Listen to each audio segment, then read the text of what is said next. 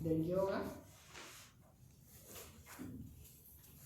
Pero tampoco tenemos que olvidarnos que todo eso corresponde a una parte de lo que significa respirar, digamos. El otro aspecto es la respiración interna o respiración celular, digamos, que es lo que da sentido, digamos, a todo el proceso biológico de la inhalación y la exhalación y el intercambio gaseoso, digamos. Porque este conjunto de reacciones bioquímicas que se da dentro de la célula y que conocemos como respiración celular o interna, tiene el sentido de utilizar las moléculas, las macromoléculas que obtenemos a través de los alimentos para degradarlas, para desdoblarlas por oxidación y generar energía que se pueda utilizar en las células en forma de la partícula que casi todos habíamos oído nombrar, el ATP o adenosín trifosfato, que es la manera en que se puede acumular o guardar la energía producida en esa reacción. Como subproducto o como desecho de esa reacción de oxidación que genera energía, nos quedan otras moléculas más simples que deben ser eliminadas justamente a través de la respiración pulmonar y de otros órganos de excreción también. O sea, nosotros estamos hablando en principio de que nuestra respiración pulmonar nos permite introducir más cantidad de oxígeno por la absorción en cada uno de los alvéolos a los capilares. La sangre los transporta hasta cada una de las células y dentro de las células se producen los intercambios entre la oxidación de las macromoléculas que también vienen hacia la célula a través de la sangre, digamos, y para generar energía. O sea, hay dos tipos de respiraciones celulares o internas. Una es la aeróbica, que justamente utiliza oxígeno, por eso se llama aeróbica, es decir, necesita de la presencia de oxígeno para producir la oxidación de las macromoléculas, y la otra que se denomina anaeróbica, que también se produce dentro de la célula, que no requiere de la presencia de oxígeno, sino de alguna otra molécula inorgánica. La respiración aeróbica es la que más nos interesa porque es la que más utilizamos en nuestro metabolismo habitual, digamos.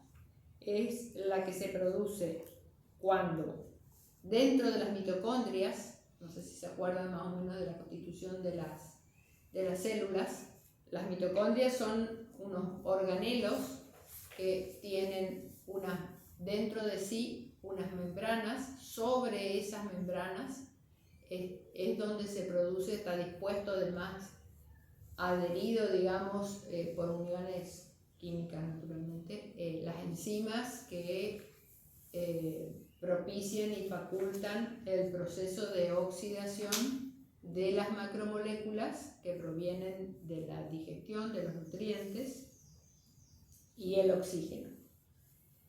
Entonces, dentro de las mitocondrias lo podemos representar de manera general como una macromolécula, que acá pusimos la de la glucosa, 6 carbono, hidrógeno 12, oxígeno 6, esa representaría una molécula de glucosa. En definitiva, siempre va a ser en la respiración aeróbica, o principalmente en la respiración aeróbica, la glucosa, o sea, toda macromolécula que tal vez pueda provenir de un almidón o de un hidrato de carbono complejo, primero se degrada dentro del citoplasma de la célula a través de los otros organelos para producir, en definitiva, glucosa, digamos. Se desdoblan hasta glucosa, y ahí la glucosa por la oxidación del oxígeno, va a producir 6 moléculas de agua, 6 de anhídrido carbónico y 38 unidades de ATP o adenosín trifosfato. O sea, es un proceso de catabolismo porque lo que se hace es degradar una sustancia compleja para generar sustancias más simples, utilizar la energía que está contenida en ese sustrato que es más complejo como combustible, liberarlo de manera controlada y entonces, como es una reacción exotérmica, quiere decir que desprende energía, parte de esa energía se incorpora en el ATP, en el adenosín trifosfato o en otro tipo de nucleótidos, trifosfatos equivalentes, para luego poder ser, o sea, se acumula ahí para poder luego ser utilizada en los procesos endotérmicos, o sea, que consumen energía, que corresponden al anabolismo, o sea, a la producción celular, al mantenimiento y desarrollo propio de la célula, digamos.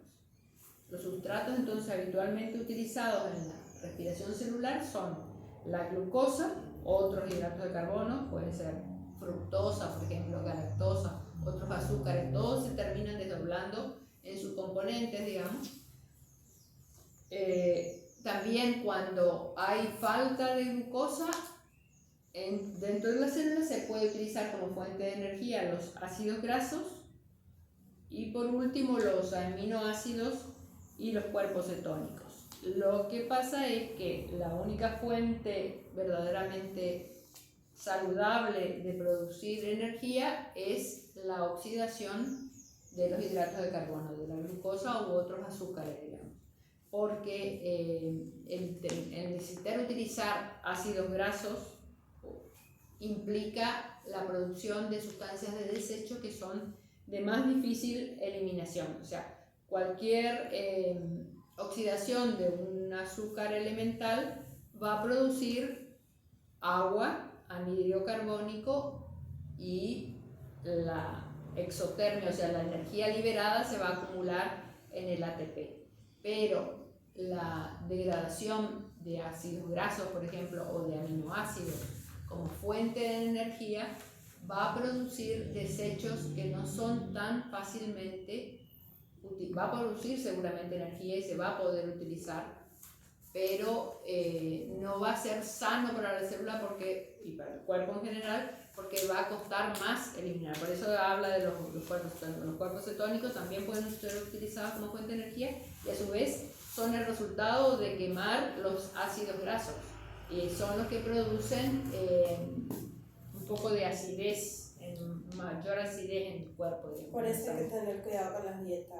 Claro, por eso, o sea, en realidad las dietas extremas para bajar en poco tiempo mucho peso eliminan los hidratos de carbono para que el cuerpo se vea obligado a utilizar los ácidos grasos provenientes de los depósitos de grasa como fuente principal de energía, y justamente se mide para ver si la dieta está siendo eficiente que aparezcan en la orina esos cuerpos cetónicos que son uno de los productos de esa degradación interna, digamos, de la célula y que el cuerpo necesita deshacerse. No lo puede hacer a través de los pulmones porque justamente son sustancias más complejas, tiene que ser la eliminación a través de las otras órganos de excreción, digamos, en el caso de los riñones, por ejemplo, el hígado muchas veces también, que participa de unirse a otras sustancias para que puedan ser eliminados.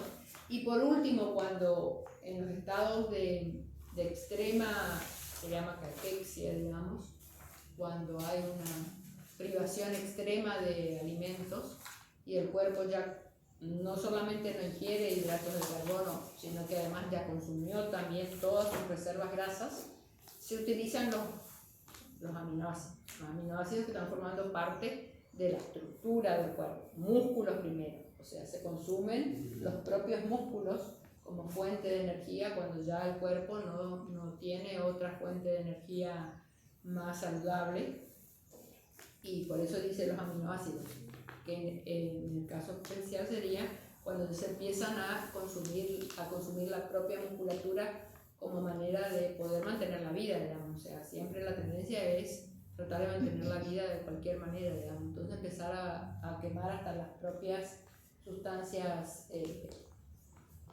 que son necesarias para mantener la estructura del cuerpo. O sea, primero utilizamos lo que ingerimos y que nuestro metabolismo nos permite degradar y que son las fuentes más eficientes, digamos. Hidrato de carbono, finalmente glucosa u otros azúcares simples, que ya les digo, como fructosa, lactosa, etcétera, etcétera.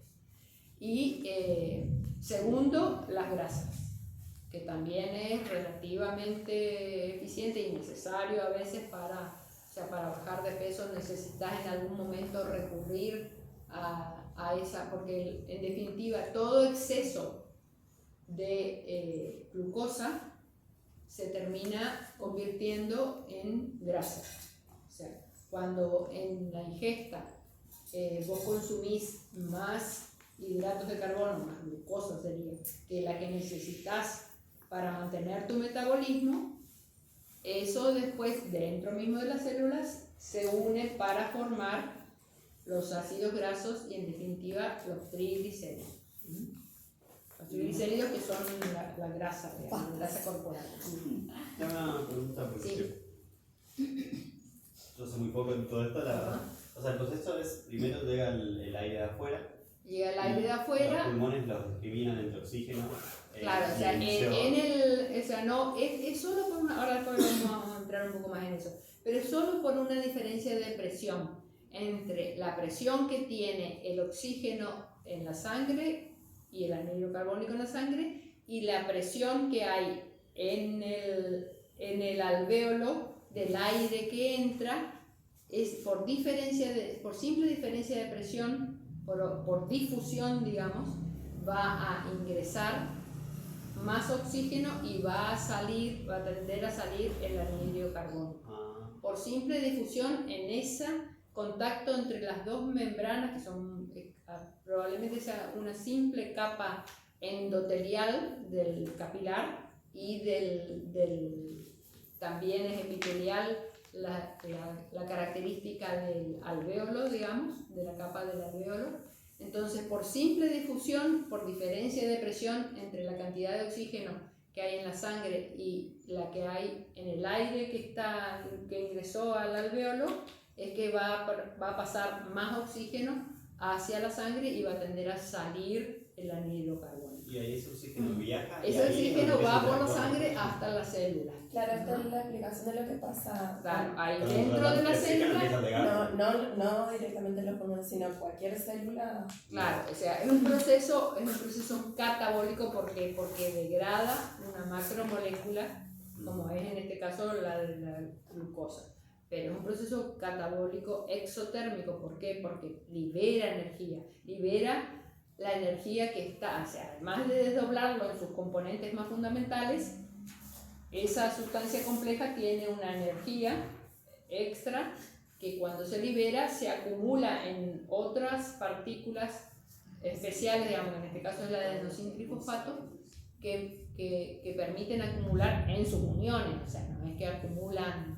Claro, es fuego, como la energía te sirve para todos los procesos enzimáticos. Es para todos los procesos enzimáticos del resto, digamos. Siempre pasa. Ya sea para formar otros compuestos que armen la estructura de la célula, para formar otras sustancias que vos necesites para el funcionamiento de tus otros órganos, digamos, también. Y lo último también, la glucosa, el hidrato de carbono, y eso están en sangre que vienen desde la comida. Exactamente. Sí, después vamos a hacer una repasadita también, una pasadita por lo que es aparato digestivo para tener un poco de idea de cómo son. Unir un poco. Exactamente. Para unir un poco las ideas. Entonces, los sustratos ya dijimos cuáles eran. Sí. O sea, para un individuo en reposo, aproximadamente se movilizan 250 mililitros de oxígeno desde los pulmones a los tejidos y aproximadamente la misma cantidad, o sea, 250 mililitros de anhídrido carbónico desde los tejidos hasta los pulmones para ser eliminados. El 96% del oxígeno que ingresa se transporta en la sangre unido a la hemoglobina. La hemoglobina es el pigmento rojo que está dentro de los glóbulos rojos. La base de la posibilidad de la hemoglobina de transportar el oxígeno es su grupo M, que contiene una molécula de hierro en estado férrico, que puede ligar el oxígeno con facilidad, pero que también puede soltarlo con facilidad. O sea, hay otras moléculas que pueden ligarse al oxígeno, pero que después no es tan fácil liberar. Entonces, el oxígeno se transporta en un 96% por la sangre hasta la célula, unido a la hemoglobina, dentro de los glóbulos rojos. Y un 4% disuelto simplemente en el plasma, en la parte líquida de la sangre, no ya dentro del glóbulo rojo. Y la mayor parte del anhídrido carbónico se transporta disuelto en el plasma, como al disolverse el anhídrido carbónico, que es un gas, se disuelve en la forma de bicarbonato, como un ion bicarbonato, que tiene una carga negativa.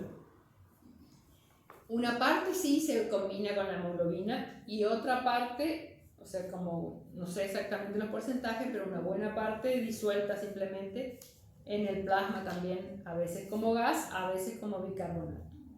O sea, este hecho de la presencia de sustancias ácidas y básicas en la sangre producen el equilibrio ácido-base de la sangre. Como consecuencia de la interacción entre los sistemas respiratorios y metabólicos, o sea, el pH o estado ácido-base de la sangre depende de los procesos metabólicos y del proceso respiratorio. Y en realidad tiene unos márgenes de variación muy estrechos, digamos. En sangre arterial, el pH de la sangre puede variar entre 7,35 y 7,45. Y en la sangre venosa, entre 7,31 y 7,41. Las alteraciones que podemos encontrar, o sea, lo que se llama acidez o alcalosis metabólica, corresponden a dos orígenes, pueden ser respiratorios o metabólicos. Entonces a veces cuando se encuentra así en un estado de desequilibrio, de una acidosis por ejemplo, hay que poder determinar si corresponde a una acidosis respiratoria o a una acidosis metabólica. Por ejemplo, un ejemplo simple que se me ocurre, el estado de una hiperglucemia en un diabético descompensado produce una acidosis metabólica. O sea, produces como el problema del diabético es que lo que no puede hacer es introducir la glucosa a la célula para ser quemada. O sea, le falta la llave, que es la insulina, al diabético le falta esa llave, que es la insulina, para meter la glucosa dentro de la célula. Tiene glucosa porque ingiere, pero queda circulando por la sangre. O sea, el estado de enfermedad no lo produce solo el hecho de que tenga la glucosa en la sangre, que también tiene sus consecuencias, digamos. Pero la acidosis metabólica que produce la hiperglucemia es como resultado que, como ya no puede quemar la glucosa porque no la puede introducir a la célula, está quemando ácidos grasos. Está quemando ácidos grasos que producen cuerpos cetónicos y otros ácidos. Por eso los diabéticos, cuando empiezan con la enfermedad, tienen una notoria reducción de peso. Claro, porque empiezan a quemar las grasas. Uno de los síntomas es ese. Que adelgazan de golpe. Claro, adelgazan de golpe, porque ya no pueden utilizar la glucosa como fuente de energía y tienen que empezar a utilizar las grasas. Entonces, bueno, también después, o sea, por eso les digo que hay dos tipos de alteraciones que se pueden producir, ya sea por problemas respiratorios o por problemas metabólicos, de incrementar o bajar el pH de la sangre. no puede ser demasiado porque los márgenes compatibles con la vida son así como les dije, muy estrechos. O sea, no es una gran variación lo que se puede dar. O sea, si es muy intenso, por eso es que se produce la muerte, digamos, porque la célula no puede, es como que implosiona, digamos. Por eso es que se tiende a incorporar cosas básicas. Veo que hay mucha gente que Claro. habla de tratar de alcalinizar la... De alcalinizar la sangre, claro. ¿Es cierto? O sea, ¿Es por eso?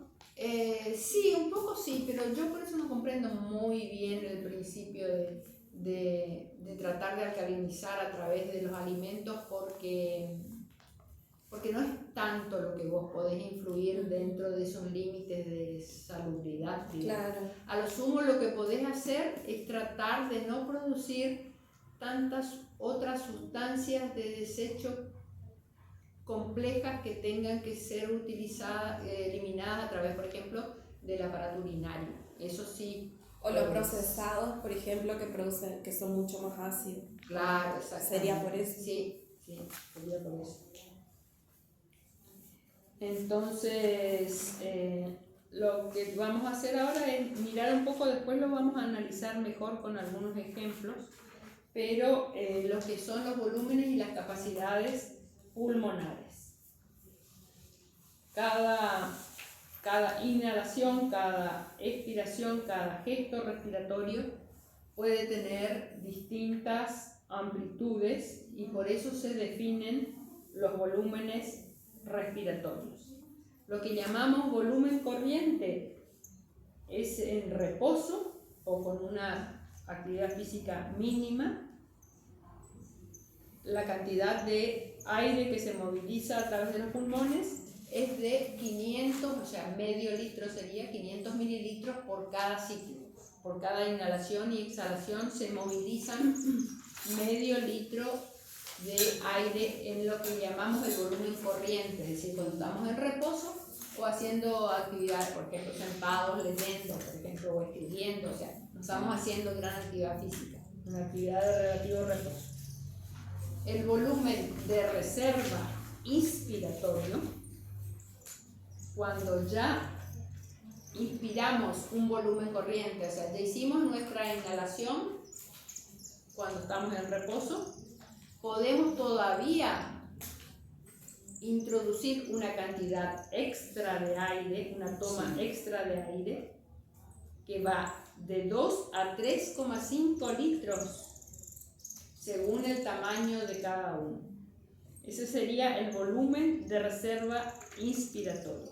Podemos hacerlo completo, o sea, introducir todo el volumen de reserva inspiratorio en una sola inhalación, o podemos hacerlo tomando solo un pequeño suplemento extra de aire y luego podemos expirar o exhalar para volver al volumen corriente y luego, o sea, si inhalamos el volumen corriente, que son esos 500 mililitros. Sí. Después hacemos una inhalación extra. No, lo estamos diferenciando, no es que son dos momentos diferentes, sino que lo representamos como dos momentos diferentes, aunque a lo mejor sea en un mismo momento. Digamos. Hacemos una inhalación profunda. Estamos, además de nuestro volumen corriente, del que necesitaríamos solamente para estar así como estamos, le introducimos más cantidad de aire, ese correspondería ya a un volumen de reserva inspiratorio. Estamos introduciendo una cantidad extra que puede llegar a ser amplia, no solo de medio litro, sino llegar hasta los 2 litros o 3 litros y medio, según el tamaño de la persona. Cuando exhalamos eso que acabamos de inhalar, podemos simplemente exhalar otra vez solo el volumen corriente, solo los 500 mililitros iniciales. Y esa se llama una exhalación o expiración de volumen de reserva inspiratoria. Y también podemos parar el movimiento respiratorio, tanto en la inspiración como en la expiración, y producimos una apnea, es lo que nosotros llamamos un vaca. Una apnea de volumen de reserva inspiratoria. O sea, podemos inhalar y mantener. Exhalar y mantener, sin volver a ingresar. Eso sería una apnea de volumen de reserva inspiratoria. El volumen de reserva expiratorio o al de exhalar, ¿qué quiere decir? Que podemos exhalar más completamente yo le llamo, porque expirar me da a expirar, por eso yo generalmente trato de decir exhalar en vez de expirar, porque expirar da como al último suspiro. No es la misma palabra porque una parece y la otra es con X, pero bueno, pero suena más o menos parecido. Entonces podemos expirar más completamente en una expiración forzada y expulsar de 1 a 1,2 litros de aire. Este volumen de reserva expiratorio lo podemos hacer más o menos completo o expirar solo una pequeña cantidad de aire o el máximo posible, como cuando nos sonamos la nariz o tosemos. Y este volumen de reserva expiratorio podemos luego volver a inspirar hasta el volumen corriente. Y entonces es una inspiración de volumen de reserva expiratoria. El volumen residual, que es el volumen residual que yo a veces lo nombro, es que cuando exhalamos al máximo posible, siempre queda igual una pequeña cantidad de aire en los pulmones. Porque esto ¿qué hace? Impide que los pulmones colapsen.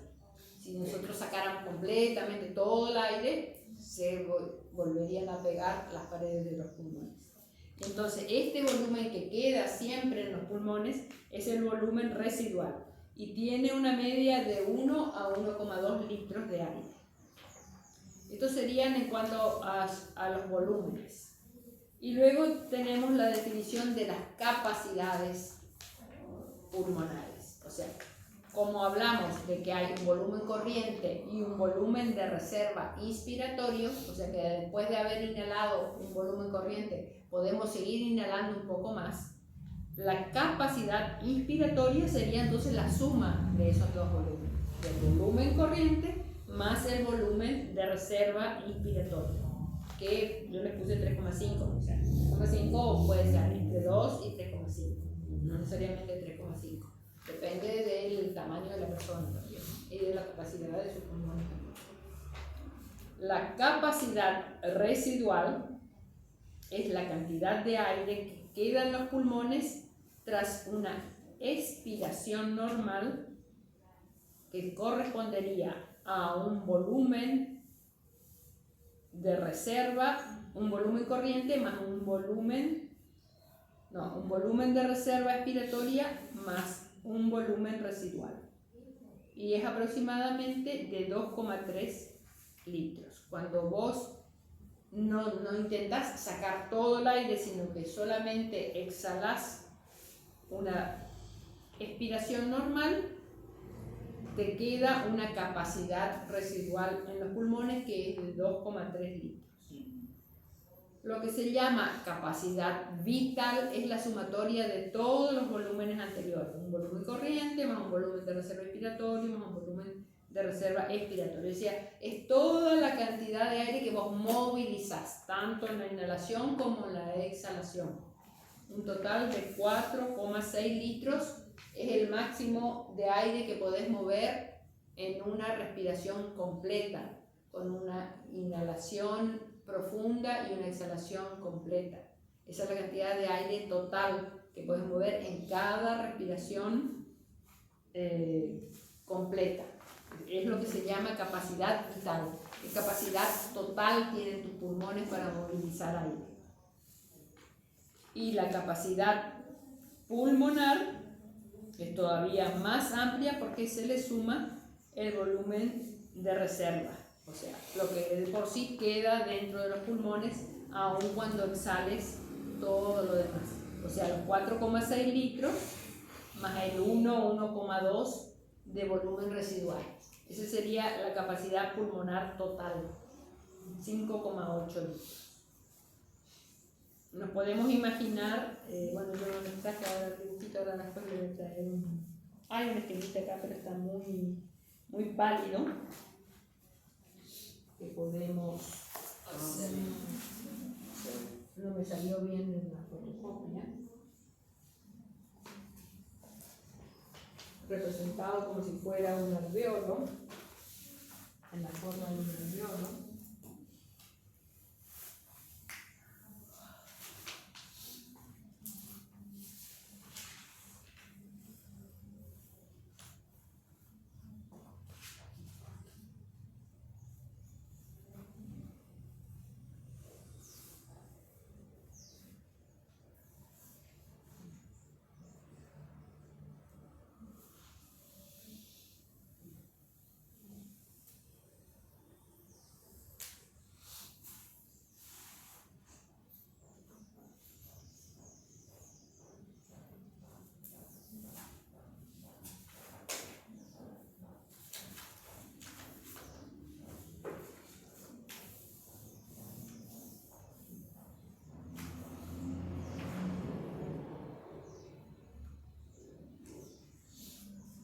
Sería que correspondería a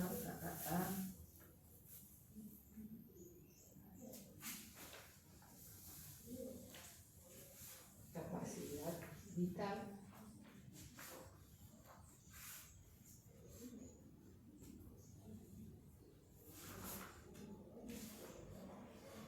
Capacidad vital.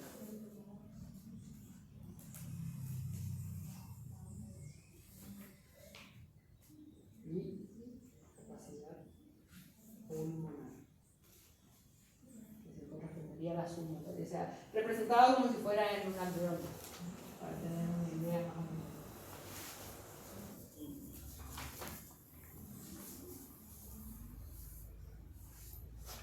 Los movimientos respiratorios, a su vez, los podemos realizar a diferentes velocidades.